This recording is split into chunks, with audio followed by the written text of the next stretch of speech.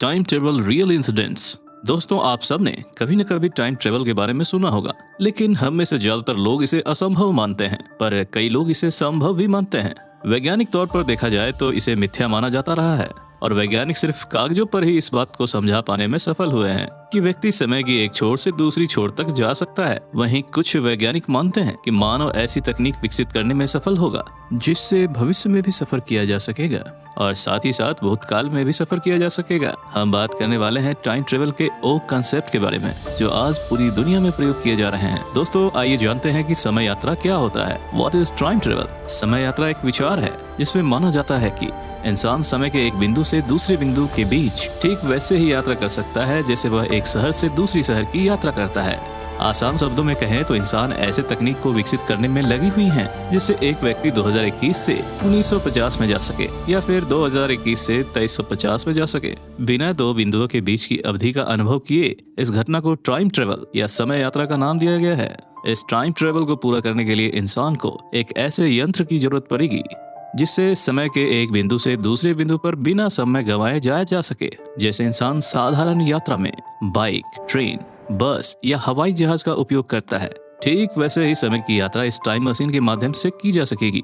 और जो लोग टाइम ट्रेवल को असंभव मानते हैं, उन्हें बता दें कि बीते हुए कल से कुछ रियल इंसिडेंट्स मिले हैं जो साबित करता है कि टाइम ट्रेवल करना संभव है।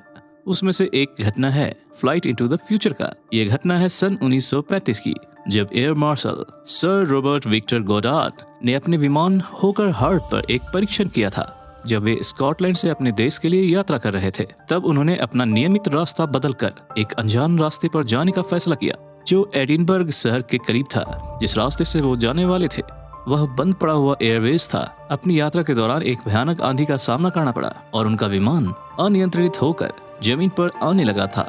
उन्होंने अपने विमान को जमीन पर उतारा तो उन्होंने देखा कि बंद पड़ा हुआ एयरवेज पूरी तरह से कार्यरत था और वहाँ 4 पीले विमान भी थे जो बहुत ही एडवांस टेक्नोलॉजी के लग रहे थे। जब वो 4 साल बाद वहाँ एक्सपेरिमेंट करने गए हैं तो उनको वही 4 विमान फिर से दिखाई दिए जिनको वो 4 साल पहले दिखे थे। ताजुब की बात यह है कि इन विमानों का आविष्कार उनके देखने के कई साल बाद हुआ।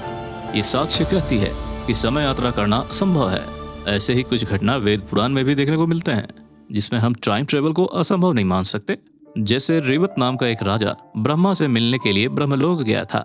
ब्रह्मा जी से मिलकर जब वह पृथ्वी पर लौटा तो 4 युग बीत चुके थे। वैसे ही बौद्ध ग्रंथों में भी देखने को मिलता है कि कुमार कस्पा नाम का एक भिक्षुक जो बताते हैं कि स्वर्ग में समय की गति पृथ्वी की तुलना में धीमे है, इसलिए वहाँ के लोग ज्यादा वर्षों तक जीवित रहते हैं। और जापानी कहानी के अनुसार उरासीमा तारो नाम का एक युवा मछुआरा समुद्री तूफान में फंसकर एक द्वीप पर पहुंच जाता है और जब 3 दिनों के बाद वह अपने गांव वापस लौटता है तो वह खुद को भविष्य में 300 साल आगे पाता है। इस पर वैज्ञानिकों का कहना है कि हम इसकी मदद से भविष्य में आने वाली घटना को देख सकते हैं और उसमें बदलाव भी कर सकते हैं, क्योंकि सभी कार्यों की एक श्रृंखला होती है और जो घटना या समय बीत चुका है उसका दृश्य और ध्वनि ब्रह्मांड में रिकॉर्ड हो जाता है। जिस तरह हम एक वीडियो फुटेज को आगे पीछे करके देख सकते हैं, ठीक उसी तरह हम समय में आगे और पीछे जा सकते हैं, पर बीते हुए समय में हम किसी प्रकार का बदलाव नहीं कर सकते हैं। यदि ऐसा किया जाता है तो हमारे लिए और ब्रह्मांड के लिए घातक साबित हो सकता है। आखिर क्यों बीते हुए समय में जाकर उसमें बदलाव करना इतना कठिन है?